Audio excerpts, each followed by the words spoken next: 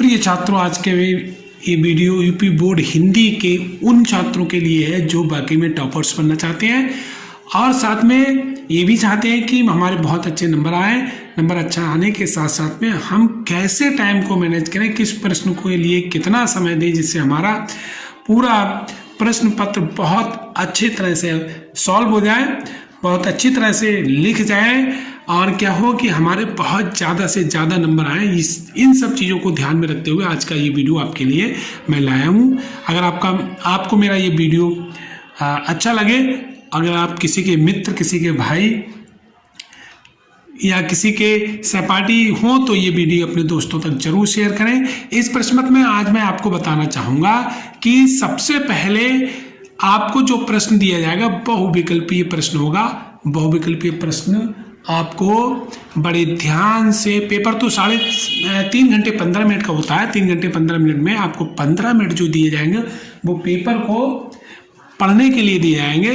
मैं आपसे कहना चाहूँगा कि इन 3 घंटों का आप कैसे मैनेज करें, कैसे लिखें जिससे आपका पेपर बहुत अच्छा हो और आप हंसते मुस्कुराते हुए अपने घर वापस लौटें। तो मैं आपको बताना चाहूँगा कि बहुविकल्पीय प्रश्न जो होते हैं वो हिंदी के पेपर में 20 अंक के आपको OMR सीट के दिए जाएंगे। इन प्रश्न पत्रों को आप 30 मिनट में हल करने की पूर्णतः प्रयास करें। 30 मिनट में भी समय बचाने की कोशिश करें। जैसा कि मैंने लिख दिया कि समय बचाएं, समय बचाने की भी कोशिश करें जिससे आपको क्या हो, ये 30 मिनट में आपका बहुविकल्पीय प्रश्न हल हो जाना चाहिए। अगली बात करते हैं दूसरे नंबर में जो गद्यांश दिया जाएगा, गद्यांश के नीचे प्रश्न दिए जाएंगे। वो प्रश्न जो हैं 6 अंक के होंगे और 6 अंक में आप ये प्रयास करें कि ये प्रश्न आपके 15 मिनट में हल होना चाहिए।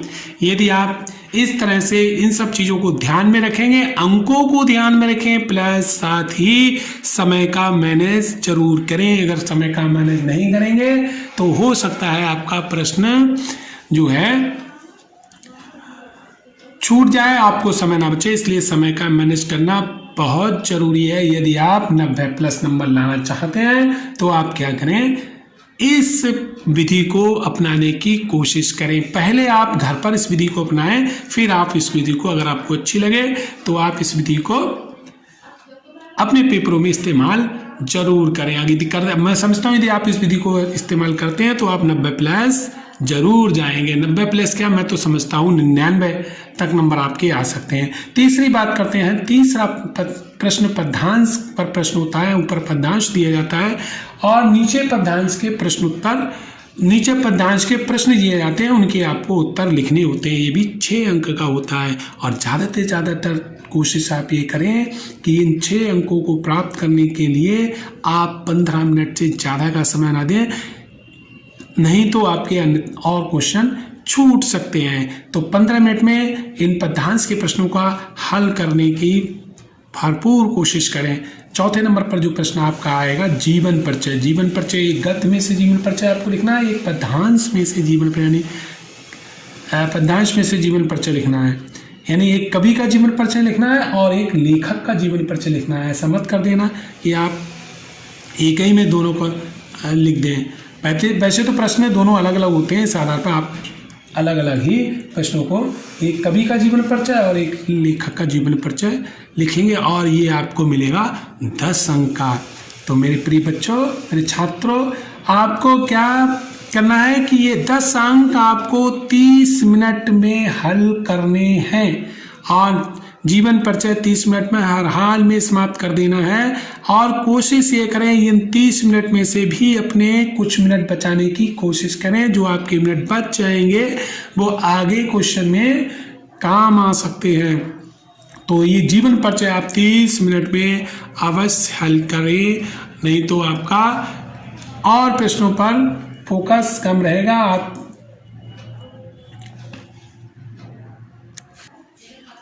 अपने प्रश्न पत्र को आगे बढ़ाते हुए फिर आप जीवन परिचय के बाद आप जो प्रश्न हल करेंगे, संस्कृत गद्यांश अर्थ, संस्कृत का एक गद्यांश दिया जाएगा, उस गद्यांश में आपको 5 अंक प्राप्त होंगे। इस गद्यांश को आप संदर्भ सहित इसका आपको गद्यांश का अनुवाद, संदर्भ सहित गद्यांश का अनुवाद करना होगा। इसलिए इसके लिए 5 अंक निर्धारित किए हैं और ये आपको 12 मिनट में हर हाल में पूरा कर देना है। इन सब चीज़ों का ध्यान आप रखेंगे। आगे मैं बताना चाहूँगा संस्कृत पद्यांश जो श्लोक आपकी पुस्तिका में दिए गए हैं, उन पुस्तिकाओं के आधार पर आप जो हैं संस्कृत के श्लोक का अर्थ लिखेंगे। जो आपको 5 अंक निर्धारित किया गया है, वो 5 अंक बहुत अच्छे तरीके से आपको क्या करना है, संदर्भ सहित लिखना है। संदर्भ सहित उसका अनुवाद आपको हिंदी में करना है। इसके लिए आपको 12 मिनट दिए जाते हैं। इन 12 मिनट में आप इन क्वेश्चनों को जरूर हल कर दें। 5 अंक का ये आपको श्लोक है। श्लोक का संदर्भ प्रसंग, संदर्भ अर्थ प्रसंग ना भी लिखेंगे नहीं चलेगा, कोई दिक्कत नहीं है, लेकिन आप संदर्भ जरूर लिखिए, संदर्भ के साथ अनुवाद जरूर लिखिए और ये आपके 5 अंक आपको पूर्ता कराएगा। आपको 12 मिनट में इसको कंप्लीट करना है। इसके बाद हम आपसे बात करते हैं संस्कृत में आपको एक श्लोक दिया जाएगा। संस्कृत में जो आपको एक श्लोक दिया जाएगा, उस श्लोक के लिए आपको लिखा होगा प्रश्न पत्र में, श्लोक लिखना है आपको, वह श्लोक लिखना है जो प्रश्न पत्र में ना दिया गया हो। इसके लिए आपको 2 अंक निर्धारित किए गए हैं और 2 अंक में के लिए आप इस प्रश्न को 7 मिनट में जरूर हल कर दीजिए। 7 मिनट में नहीं तो 5 मिनट में, यहाँ से भी आप बचाना चाहें तो अपने 2 मिनट बचा सकते हैं। 5 मिनट में तो कोई 5 मिनट में कोई भी बच्चा जो है अपना ये श्लोक लिख सकता है। इसके बाद बात करते हैं प्रश्न उत्तर की। प्रश्न उत्तर आपके जो 2 दिए जाएंगे, 2-2 नंबर के होंगे और इन प्रश्नों के उत्तर आपको क्या करने हैं, संस्कृत की पुस्तिका से, संस्कृत की जो आप संस्कृत का पार्ट्स है हिंदी में, उसमें से आपको 4 अंक निर्धारित किए गए हैं। इस 4 अंक के लिए आप इसको 10 मिनट में सॉल्व कर दीजिए। आगे की बात करते हैं मेवाड़ मुकुट। मेवाड़ मुकुट जो आपका काव्य खंड है, इस काव्य खंड मेवाड़ मुकुट में आपको क्या करना है, मेवाड़ मुकुट में आपको करना है कि आप जो है इस मेवाड़ मुकुट में जो 3 अंक का है, इसमें 15 मिनट में सॉल्व कर दीजिएगा। 15 मिनट में सॉल्व जब आप इसको कर देंगे तो आपको इसमें भी 1-8 मिनट बचाने की कोशिश करें। जो फिर मेवाड़ मुकुट को जो आप हल कर देंगे, ये 3 अंक का है और 3 अंक का प्रश्न आपको बड़ी आसानी से, मैं समझता हूँ 15 मिनट में आप हल जरूर कर देंगे।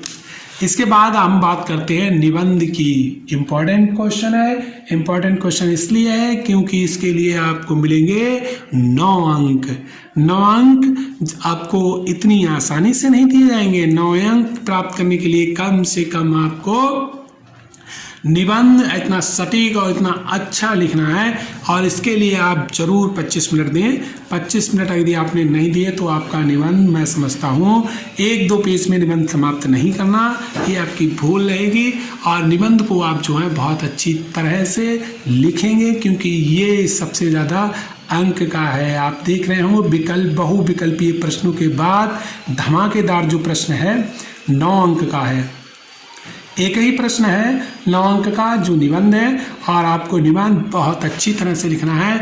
हो सके तो वो निबंध में छोटे छोटे कोटेशन, प्रभावपूर्ण ढंग के जो प्रभाव डालें एग्जामिनर पर, ऐसे कोटेशनों को भी डालें। बहुत अच्छी तरह से हेडिंगों से लिखें, इतना सुंदर लिखें कि एकदम प्रस्तावना इतनी प्रभावी होनी चाहिए जो दिल को छू जाए। साथ ही ऐसे शब्दों का चयन करें और लेख तो बड़ा ही महत्वपूर्ण रहता है, लेख का भी ध्यान रखें। ऐसा ना लिखें जो आपका पढ़ा हुआ आप ही पढ़ सकें, दूसरा ना पढ़ सके कोई, इस बात का भी विशेष ध्यान रखेंगे। तो मेरे छात्रों, मेरे बच्चों, आगे मैं आपको बताना चाहूँगा इस तरह से ये आपका 70 अंक का प्रश्न हो गए। प्रश्न पत्र में जो 70 अंक का प्रश्न है जो ये सॉल्व हो गया आपका, और कितने मिनट में, 171 मिनट में। मेरे बच्चे 171 मिनट में हल होने का मतलब समझ लीजिए कि आपको पेपर 180 मिनट का होगा जिसमें आपने 171 मिनट जो हैं इसमें आपने पेपर को सॉल्व कर दिया। अब आप सोच रहे होंगे 9 मिनट का क्या करें।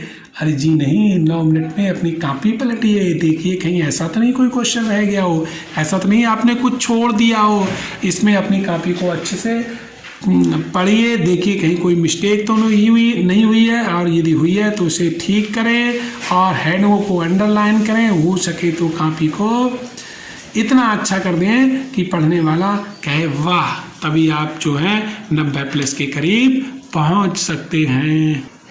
मैं आपसे उम्मीद करता हूं कि आपको मेरी ये समय बचाने की जो तकनीक है वो समझ में आई होगी। आपसे आशा करता हूँ इसे आप बड़े ध्यान से समझेंगे और इस पर विचार करेंगे। साथ ही आशा करता हूँ यदि आप टॉपर बनना चाहते हैं तो समय का मैनेज प्रत्येक पेपर में ज़रूर करें। मैं आपसे यही अनुरोध करता हूँ कि मेरी ये वीडियो ज़्यादा से ज़्यादा अपने मित्रों को शेयर करें और मेरे चैनल को सब्सक्राइब करें। जय हिंद, जय भारत। एक बार फिर आपसे कहूँगा कि आपका जो हिंदी का पेपर है, टाइम मैनेज यदि आपने कर लिया तो आप बिल्कुल हिंदी के पेपर में डरे नहीं, आपका पेपर बहुत अच्छा होगा। पेपर करने से पहले एक बार इस वीडियो को ज़रूर देखें। Best of luck.